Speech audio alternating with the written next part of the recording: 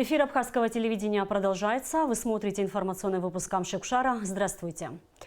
С 1 июля в республике разрешена деятельность детских дошкольных учреждений, но некоторые ограничительные меры, введенные в республике в связи с распространением коронавирусной инфекции, все же продлены до 15 июля. Такое решение было принято сегодня на заседании Координационного штаба по защите населения от коронавируса. Все подробности в репортаже Алики Трапш.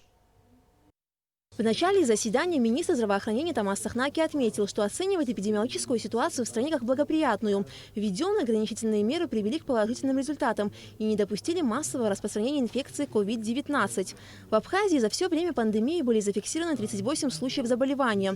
33 человека уже выздоровели, 4 находятся на стационарном лечении. В пансионате Айтар на карантине находятся 2 медицинских сотрудников. Все необходимые мероприятия, которые были обозначены в части карантина по лечебным учреждениям, выполнялись в полном объеме.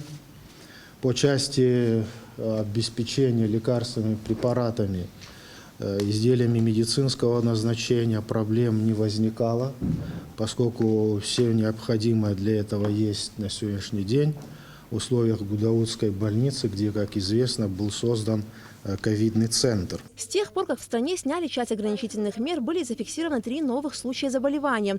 Но, как подчеркнул Тамас Сахнаки, несмотря на это, ситуация остается под контролем. Премьер-министр Александр Анклав отметил, что эту информацию необходимо донести до общественности, так как люди все еще не верят в существование опасного вируса. На повестке дня стоит вопрос главный – быть или не быть курортному сезону.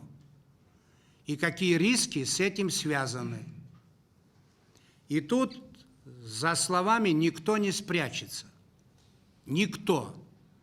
Все должны будут сказать свое мнение по этому поводу. Все руководители. Главный санитарный врач республики Людмила Скорик также отметила, что ситуация в стране стабилизировалась и находится под контролем в связи с выполнением всех предписанных мер. Однако Скорик отметила, что в случае открытия границы и приезда большого потока туристов без наличия документа, подтверждающего отсутствие коронавируса, может привести к серьезным последствиям. Министр по чрезвычайным ситуациям Лек Вицини доложил штабу, что общее количество людей, пересекших российско-абхазскую границу за все время пандемии, составляет более 9 тысяч человек. В среднем в день границу пересекают от 120 до 170 граждан. Специалисты МЧС постоянно ведут дежурство на границе, измеряют температуру всех въезжающих. В ходе заседания зам руководителя администрации президента Джан Сухнанба ознакомил членов Координационного штаба с позицией президента в связи со сложившейся ситуацией. Главным приоритетом руководства страны было и остается сохранение жизни и здоровья граждан, несмотря на то, что введенные на границе ограничения негативно сказываются на экономике республики. Предполагается, что те ограничения, которые были ослаблены в Российской Федерации, а именно в Краснодарском крае, идет постоянный мониторинг ситуации по эпидобстановке в этих регионах. На мой взгляд, срок, в течение которого проявляются симптомы, это 14 дней, как нам известно, пройдет уже к 10 июля, и уже тогда можно будет делать определенные выводы о том, повлекли ли те послабления в Краснодарском крае к серьезным. Министр по туризму Теймур Асхишба предложил членам Координационного штаба рассмотреть возможность поэтапного снятия ограничений на переход российско-абхазской границы. В частности, разрешить въезд иностранным гражданам, имеющим путевку в гостинице или санатории на срок свыше 5 дней. Затем поэтапно разрешить въезд коллективным группам, имеющим путевки на срок не менее 3 дней. При этом, как предлагает Минтуризма, въезжающим в страну гражданам необходимо иметь при себе справку об отсутствии заболевания коронавирусом, выданную лабораторией Роспотребнадзора, страховой полис и документ, подтверждающий место временного проживания на территории Абхазии. В итоге, после того, как были выслушаны мнения всех членов Координационного штаба, было принято решение о продлении некоторых ограничительных мер. Речь идет о запрете на экскурсионную туристскую деятельность и режиме пересечения абхазо-российской границы. Штаб поручает соответствующим министерствам, ведомствам проработать вопрос о возможности открытия туристического сезона с 15 июля, обсудив связанные с этим вопросы с российскими структурами и принять окончательное решение по этому поводу в зависимости от той эпидемиологической обстановки, которая будет в в частности, в Сочинском регионе и в других регионах Российской Федерации, потому что турист, отдыхающий, к нам едет практически на 100% из России. И если мы сможем за эти 2 недели грамотно выстроить работу, получить объективную информацию и поддержку от российских коллег, тогда будем считать, что сегодняшнее заседание нашего штаба было удачным. Проблем много. Многое предстоит обсудить Министерству по туризму с туроператорами, которые работают на абхазском направлении, со страховыми компаниями, со многими другими структурами, которые каким-то образом завязаны на этом бизнесе. Простых решений здесь нет. Мы получили за это время достаточно много предложений из Российской Федерации о том, как нужно организовать эту работу от профессионалов, от тех, кто знает туриндустрию. И все эти предложения нам надо совместить. Таким образом, действующий режим пересечения государственной границы по реке Псов сохраняется до 15 июля. Решение об открытии границы и возобновлении туристской деятельности будет приниматься с учетом того, как будет развиваться эпидемиологическая ситуация в соседнем Краснодарском крае. Алика Трапш, Степан Мартиросян, Ильдар Дамиров, Абхазское телевидение. Оперативный штаб по защите населения от коронавируса сообщает, что за прошедшие сутки биоматериал для тестирования на коронавирусную инфекцию взят у 67 граждан. Диагноз COVID-19 ни у кого не подтвержден. Общее число выявленных заболевших коронавирусом в Абхазии на сегодняшний день составляет 38 человек. Из них 4 граждан находятся в Гудаутском госпитале. 33 человека выздоровели и 1 пациент умер. Белые банты, разноцветные шары, выглаженные белоснежные рубашки, пожелания удачи и успехов от родителей, друзей и учителей. Сегодня во многих школах страны прозвенел последний звонок. А для выпускников Сухумской второй средней школы торжественная линейка была организована на территории ботанического сада, так как в здании пострадавшего от пожара учебного заведения все еще идет ремонт. Но это не испортило настроение ни выпускникам, ни их родителям. А наоборот, праздник получился по-домашнему уютным. Репортаж Кугуцы Вардания. Волнуясь, вновь и вновь повторяя строки из, казалось бы, уже выученных на зубок стихотворений и песен, завершив последние приготовления и пожелав друг другу удачи, выпускники занимают свои места на последней для них школьной линейке, а затем усаживаются на обшитые белоснежной материей стулья под кроной липового дерева. Улыбки и слезы на лицах выпускников, учителей и родителей, самые красивые цветы, белые банты, стулья обшиты белоснежной материей. Мероприятие последнего звонка второй Сухумской средней школы имени Александра Пушкина проходит именно здесь, в одном из уютных двориков Сухумского ботанического сада. Здесь последний звонок прозвенит для 55 выпускников. Позади 11 лет учебы, годы, за которые еще вчера пришедшие в школу первоклашки выросли, научились дружить, ценить и добиваться поставленных целей. В этот день с волнением и слезами на глазах слова напутствия и пожелания успехов звучат от учителей и родителей. Сегодня вы прощаетесь со школой. У вас впереди трудный путь, впереди вступительные экзамены. Дай Бог, чтобы все поступили, все радовали своих родных и близких. Не забывайте школу, меня иногда. Впереди у вас целый мир возможностей и стремлений. Очень вас люблю и горжусь каждым из вас. Я хочу вам пожелать, пусть в вашей новой взрослой жизни все будет красиво, светло, чтобы вы были счастливы, чтобы все сбылись ваши мечты. Счастливого вам пути в вашу новую жизнь. Волнительно сегодня говорить от родителей. Я вам желаю, чтобы вы были послушными, чтобы вы помнили школу. Дай Бог вам в жизни, чтобы вам сопутствовала всегда удача. Остались позади неприятности, двойки, опоздания на уроки, уходы с уроков, где 11 А, куда делся 11 Б. Так что все осталось позади. И я думаю, все хорошие воспоминания останутся в наших школьных коридорах. Пожелать удачи и успехов, поздравить с окончанием школы выпускников на праздник последнего звонка пришли и специалисты управления образования столичной администрации.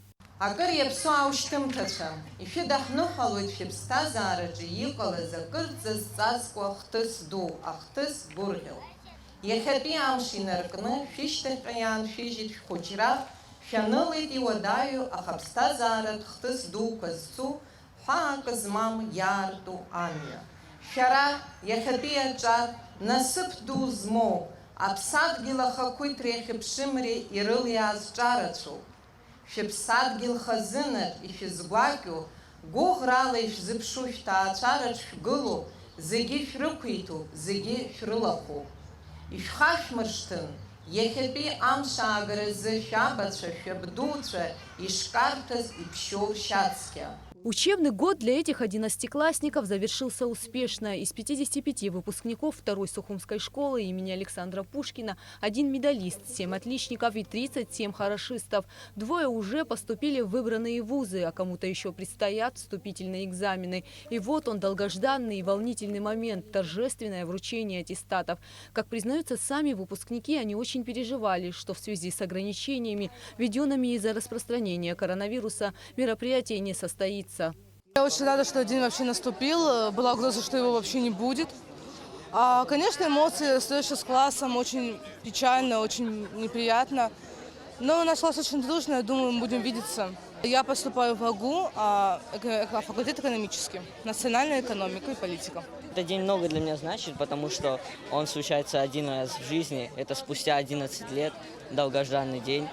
И это очень значимое для меня событие. Вальс в исполнении выпускников – особый момент торжественного мероприятия. Поправляя косички и ленты с надписью «Выпускник», вчерашние школьники, как бы прощаясь с детством, кружат под мелодию танца.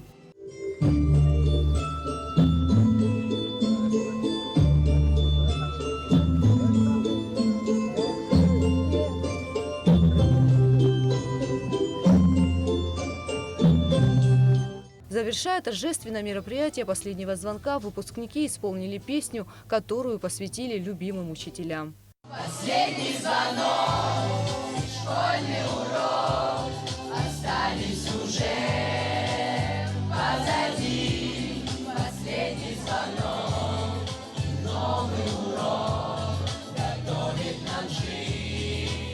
Вот и все. Позади веселые школьные годы. Впереди дорога во взрослую жизнь. Мы поздравляем выпускников страны с праздником и желаем им успешной сдачи экзаменов в высших учебных заведениях. Звенит последний звонок.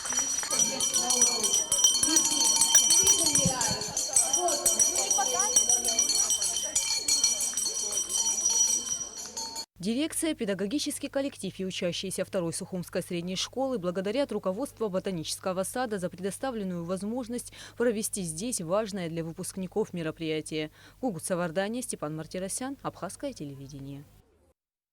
Кабинетом министра в Абхазии принято распоряжение об условиях предоставления льгот по оплате арендной платы по договорам аренды республиканского имущества. Решение принято в целях поддержки субъектов предпринимательской деятельности в период распространения новой коронавирусной инфекции COVID-19. Соответственно, это одна из мер, которая в совокупности будет применяться для того, чтобы содействовать этим субъектам и предоставить им первый вариант – это отсрочка, рассрочка. И второе, важно обратить внимание, частичное освобождение от уплаты арендных платежей.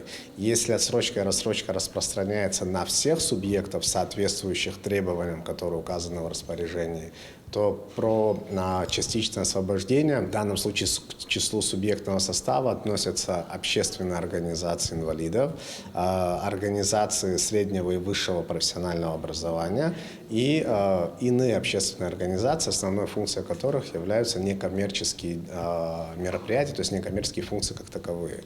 Вот данным субъектам рекомендуется предоставлять частичное освобождение период с 1 апреля по 1 июля, пока мы говорим только об этих датах. Вице-премьер, министр экономики Кристина Озган находилась с рабочей поездкой в Москве с 22 по 26 июня. В рамках визита прошли встречи в ряде министерств и ведомств Российской Федерации по вопросам двустороннего социально-экономического сотрудничества. Об этом сообщает пресс-служба Министерства экономики Абхазии. В управлении президента России по приграничному сотрудничеству Кристина Озган встретилась с министром экономического развития Максимом Решетниковым. В ходе переговоров обсуждался комплекс вопросов социально-экономического сотрудничества, в том числе реализация инвестиционной программы содействия социально-экономическому развитию Абхазии, энергетики, туризма и других сфер. Также по предложению абхазской стороны в ходе встречи был рассмотрен вопрос обучения абхазских специалистов в сфере экспертизы и составления смет в учебном центре глав госэкспертизы России. Ежегодный доклад о деятельности Офиса по правам человека предоставила сегодня в парламенте омбудсмен Асида Шакырыл. Доклад был подготовлен в соответствии со статьей 19 Закона об уполномоченном по правам человека в Республике Абхазия и направлен в парламент еще в феврале текущего года. Однако его рассмотрение откладывалось из-за карантина, введенного в Абхазии в связи с пандемией коронавирусной инфекции. Спикер парламента Валерий Кварчи отметил важность доклада омбудсмена, напомнив, что Асида Шакырыл была избрана уполномоченным по правам человека в 2018 году и что на тот момент у нее не было надлежащих условий для полноценной работы. Не было ни помещений для офиса, штатов, финансового обеспечения, необходимого для успешной деятельности уполномоченного по правам человека. Все организационные вопросы были решены только во второй половине 2018 года. Эффективная работа началась уже с 2019 года. В конце февраля этого года, то есть 2020 года, в адрес Народного собрания поступил обширный и содержательный ежегодный доклад. В силу известных событий, в том числе введения чрезвычайного положения, до сих пор данный доклад не был заслушан на заседании сессии парламента. В докладе омбудсмена затрагивались статистика обращений в аппарат уполномоченного по правам человека, развитие Института уполномоченного по правам человека в Абхазии, проблемы взаимодействия с органами власти и должностными лицами, деятельность международных организаций в сфере прав человека в Абхазии, проблемы участия уполномоченного по правам человека в административном и конституционном судопроизводстве и другие темы. Отдельный раздел доклада посвящался вопросам содействия обеспечению и защите прав и свобод человека и гражданина. По видам нарушений очень коротко скажу, что самое большое количество обращений относится к гражданским правам. 61 обращение. Из них самое большое количество обращений относится к праву на получение документов, удостоверяющих личность. 18 и 16 человек обратились с нарушением права на справедливое и публичное судебное разбирательство, и 11 человек с нарушением права на гражданство. С нарушениями социальных прав обратилось 39 человек. Из них самый большой процент по жилищным вопросам – 20 человек. С нарушением права на здравоохранение – 5. И на получение пенсии 4 человека. С нарушениями личных прав обратилось 36 человек. Из них 15 дел связаны с правом на свободу от пыток. Почти 10%. Довольно высокий процент. 9 с нарушением на свободу передвижения. С нарушением права на эффективное средство правовой защиты 7 человек. И с нарушением на право на свободу от унижающего достоинства обращения 5 человек. Асида Шакырыл обратила внимание депутатов на то, что в числе серьезных нарушений прав человека в Абхазии факты пыток и жестокого обращения с заключенными, введение смертной казни за распространение наркотиков, запрет на аборты. Омбудсмен указала на отсутствие правового механизма предупреждения пыток и предложила проработать этот вопрос. Говоря о нарушениях личных прав, считаю важным начать с фактов применения пыток в правоохранительных органах. С сожалением констатируем, исходя из обращений в аппарат уполномоченного и появляющихся в СМИ и социальных медиа сообщениях о том, что в отношении лиц, содержащихся в местах содержания под стражей и отбывания лишения свободы, представители органов внутренних дел применяли пытки и подвергали их жестокому и унижающему человеческое достоинство обращению. Пытки происходили как в ИВС, так и в СИЗО. а также и в кабинетах Министерства внутренних дел. Кроме того, в докладе омбудсмена шла речь о гендерно мотивированных убийствах, неправомерном применении огнестрельного оружия сотрудниками правоохранительных органов, фактах насилия по отношению к детям. Речь шла и о нарушениях прав человека, связанных с приобретением абхазского гражданства и обмена паспортов, о проблемах свободы передвижения граждан Республики Абхазия, проблемах правового положения грузинского населения в восточных районах Абхазии. Представитель президента в парламенте Саида Будба поблагодарила Шакрыл за глубокий и содержательный доклад. По поручению президента хотелось бы отметить, что вся информация, которая была предоставлена, озвучена в самом докладе по полномочий по правам человека, будет тщательно проанализирована. Это в рамках реализации его конституционных полномочий, соблюдения обеспечения прав и свобод человека и гражданина, и в том числе полномочий, вытекающих из конституционного закона о президенте. Все это будет тщательно проанализировано, и информация, и факты, и предложения. И по результатам тщательного этого анализа будут даны соответствующие поручения. Уже предварительно можно сказать, потому что доклад был уже изучен, и президент проинформирован, что некоторые ссылки, которые в докладе даны на некоторые противоречащие законодательству, в частности, акты органов местного самоуправления, местных органов госуправления о несоответствии Конституции, в рамках того, что это относится к полномочиям президента, об отмене либо приостановлении этих актов будут реализованы. Особое внимание было уделено проблемам обеспечения социальных гарантий граждан. По мнению Асиды Шакрыл, действующий закон об уполномоченном по правам человека требует доработки, внесения изменений. Омбудсмен выразила готовность к взаимодействию с депутатами парламента по этому вопросу. В итоге все 18 депутатов парламента, присутствовавшие на заседании, проголосовали за принятие к сведению доклада о деятельности уполномоченного по правам человека в Республике Абхазия за 2018-2019 годы. На Алакове, Алексея Гухава, Абхазское телевидение. Ушел из жизни главврач Центрального военного госпиталя Министерства обороны, полковник медицинской службы, заслуженный врач Абхазии, кавалер ордена Леона Зураб Ачба. Скоропостижная смерть Зураба Умеховича болью отозвалась в сердцах его друзей, пациентов и коллег, а также людей, которые его почти не знали, но слышали о человеческих качествах Зураба Ачба, о его любви к работе, к пациентам, к правде и справедливости. Репортаж Сари Кварцхели. Пустой кабинет, лишь букет цветов на столе с траурной фотографией. Скоропостижный уход из жизни Зураба Ачба потряс всех, кто его знал. Душевный, открытый, отзывчивый к чужим проблемам человек – большая утрата для коллектива. Именно так говорят коллеги Зураба Умеховича, с трудом сдерживая слезы. Зураб Умехович говорил, что госпиталь – его семья. У нас в доме горе. Он был большим, хорошим, добрым человеком. И, как я говорила, и говорю всегда, что его можно назвать просто большое-большое добро. Вот, и желание сделать добро, независимо от категории врачебной или просто человеческой, это было все то основополагающее, что было в нем. Зураб Ачба работал в должности главврача Центрального военного госпиталя Минобороны с 2010 года. Ветеран Отечественной войны народа Абхазии Зураб Умехович с честью выдержал тяжелейшие испытания, спас не один десяток жизней. В сложных условиях с присущими ему отзывчивостью, теплотой и полной самоотдачей он выполнял ответственную задачу по поддержке и профилактике здоровья военнослужащих, ветеранов войны и членов их семей. Его сила воли и преданность Родине всегда будут служить примером для последующих поколений медицинских работников. В работе он был строг, как начальник, объективно все занимался ситуацию, все оценивал, когда надо ругал, когда надо поощрял. А в нерабочее время мы дружили вместе, собирались часто, общались на разные темы.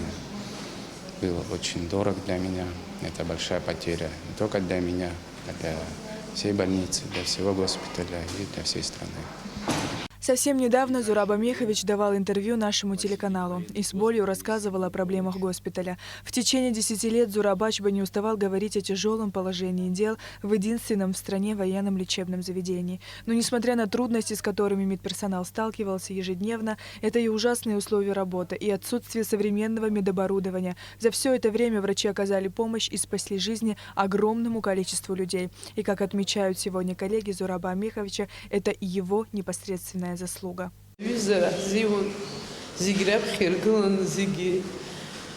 И сейчас bon تارك ويانسني وبسكي تارك خدو تحاوخي أبدح تشزي إيش أبدح تشزي زيجي وياو يس زيجي يقول زنا الدنيا زيجي درس خراي تخن دخمزي أمريح قصبي العزاري تخن دخمزي أيوة بزيادة تشزي أيش باش تحد قلب. Зураб Ачба родился в 1965 году в городе Чимчира. В 1989 году окончил лечебный факультет Тбилисского государственного медицинского института. С 1993 по 1998 годы был ординатором отделения хирургии больницы скорой помощи в Красноярске. С 1998 по 2010 годы главный врач Гулрыбского района и замначальника по лечебной части Центрального военного госпиталя Минобороны, который он вскоре возглавил. Человек, посвятивший служению профессии всю свою жизнь. Большой человек с большим сердцем. Навсегда останется в памяти коллег и всех, кто его знал. Сария Кварацхеля, Томас Чиковани, Абхазское телевидение. По организации похорон начальника медицинской службы, начальника военного госпиталя Министерства обороны, полковника медицинской службы Зураба Умеховича Ачба приказом министра обороны Абхазии создана комиссия.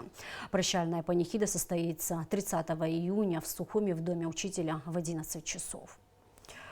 Сотрудники Министерства внутренних дел Абхазии приняли участие в голосовании по поправкам в Конституцию Российской Федерации. Смотрите репортаж пресс-службы МВД. По инициативе министра внутренних дел Дмитрия Дбар и согласованию с посольством России в Абхазии сотрудники милиции досрочно проголосовали по вопросу одобрения изменений в Конституцию Российской Федерации.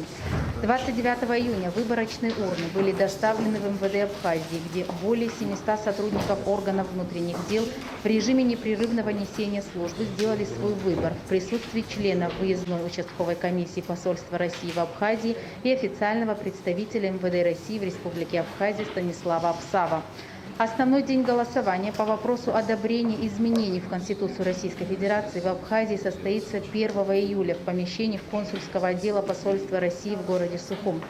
Согласно установленному плану, в день голосования в обеспечении общественного порядка и недопущению правонарушений будут задействованы сотрудники подразделений МВД Абхазии.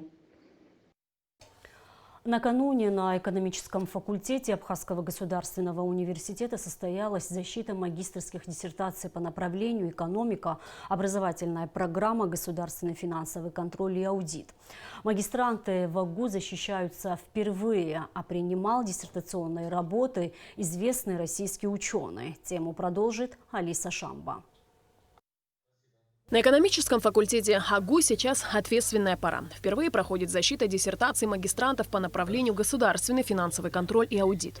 Это событие важно еще и тем, что проходит оно онлайн с использованием IT-технологий. Председатель итоговой государственной аттестационной комиссии, заведующий секцией истории экономической мысли Департамента экономической теории финансового университета при правительстве России, доктор экономических наук профессор Яков Ядгаров. Приветствуя коллег и выпускников, Яков Семенович подчеркнул важность сегодняшнего события и рассказал об участии команды АГУ в Международной студенческой научной олимпиаде. У нас есть договор, соглашение между нашими университетами. И в рамках этой договоренности мы проводим ряд очень важных, серьезных, совместных мероприятий. Это мероприятия, связанные с учебным процессом, мероприятия, связанные с наукой на уровне и студентов, и профессорско-преподавательского состава Абхазского госуниверситета. Мы завершили очень важную работу, посвященную Международной олимпиаде, студенческой научной олимпиаде по истории экономических учений. И не могу об этом не сказать в связи с тем, что абхазская команда снова прошла финал и стала призером этого очень важного мероприятия. Традиционно членами ИГАК являются первый министр финансов Абхазии Лилия Дугужевна-Вганба и нынешний вице-премьер-министр финансов Владимир Делба, который подчеркнул, что темы, поднятые в диссертациях, актуальны и посвящены значимым проблемам социально-экономического развития регионов Абхазии. На наш взгляд, работы, которые сегодня будут представлены на обозрения носят не только теоретические основы и не только обозначают саму проблему в сфере государственных финансов, в сфере общественных финансов, контроля за их использованием, эффективности использования государственных средств, но и есть конкретные предложения и пути решения по повышению этой эффективности. Я уверен, что студенты, магистры успешно проведут защиту, и наша страна получит, несомненно, достойных новых квалифицированных работников, которые будут полезны в развитии этой сферы. Сегодня на экономическом факультете осуществляется подготовка по 3 программам магистратуры: государственный финансовый контроль и аудит, бухгалтерский учет, анализ и аудит, экономика, организация и управление предприятиями. Подготовка магистрантов осуществляется в соответствии с российскими образовательными стандартами с учетом национальных особенностей. Мы приглашаем ученых, специалистов из финансового университета при правительстве Российской Федерации, Южного федерального университета, Санкт-Петербургского государственного экономического университета, Кубанского государственного университета и других вузов для чтения авторских курсов лекций, проведения научных семинаров и осуществления руководства научно-исследовательской работы наших магистрантов. Руководитель магистерской программы «Государственный финансовый контроль и аудит», заведующая кафедрой финансов и кредита, доцент Амра Кваранзе, отметила, что подготовка кадров по этому направлению своевременна и необходима. Важно то, что наши магистранты могут пройти учебную практику в Санкт-Петербургском государственном экономическом университете, 2-недельную практику, учебную практику и приобрести профессиональные навыки. Исследуются актуальные и имеющие важное значение для экономики Абхазии темы. В том числе это вопросы, например, излишнего налогового бремени, эффективной налоговой политики. Это вопросы эффективности, это вопросы аудита эффективности бюджетных расходов, это вопросы совершенствования механизмов финансового обеспечения высшего образования. В этом году к итоговой государственной аттестации на экономическом факультете допущено 35 выпускников. В первый день защищались 7 человек по направлению государственный финансовый контроль и аудит. В их числе судья арбитражного суда Амра Джинджолия, которая решила получить 2-е экономическое образование, чтобы пополнить свои знания для более эффективной и качественной работы. Поскольку моя работа заключается в отправлении правосудия в арбитражном суде Республики Абхазия, и мы сталкиваемся с рассмотрением споров именно экономического, хозяйственного характера. И порой бывает, что одних правовых познаний недостаточно для квалифицированного рассмотрения дел. Естественно, мы можем прибегать к помощи узких специалистов, привлекать их в качестве экспертов, но мне показалось, что очень важно иметь экономическое понимание при рассмотрении данных споров. И поскольку представилась такая возможность в рамках Абхазского государственного университета пройти магистерскую программу и как раз-таки расширить свои познания в этой сфере, я решила этим воспользоваться. В ходе защиты выпускники продемонстрировали навыки самостоятельной научно-исследовательской работы, проведение экономического анализа, умение аргументировать результаты своего исследования. Стоит отметить, что 7 выпускников претендуют на получение красного диплома. Среди них и Амина Дзидзария. Обучение в магистратуре позволили углубить имеющиеся теоретические знания, подкрепить их практическим опытом. Также, на мой взгляд, очень важно, что нам была предоставлена возможность посотрудничать и с другими университетами, в частности, Санкт-Петербургский государственный экономический университет, где мы проходили 2-недельную практику. Онлайн-защита проводится в Абхазском государственном университете на должном уровне. Первый день для магистрантов завершился удачно. В течение недели предстоит защита и по другим специальностям. Алиса Шамба, Томас Чиковани, Абхазское телевидение.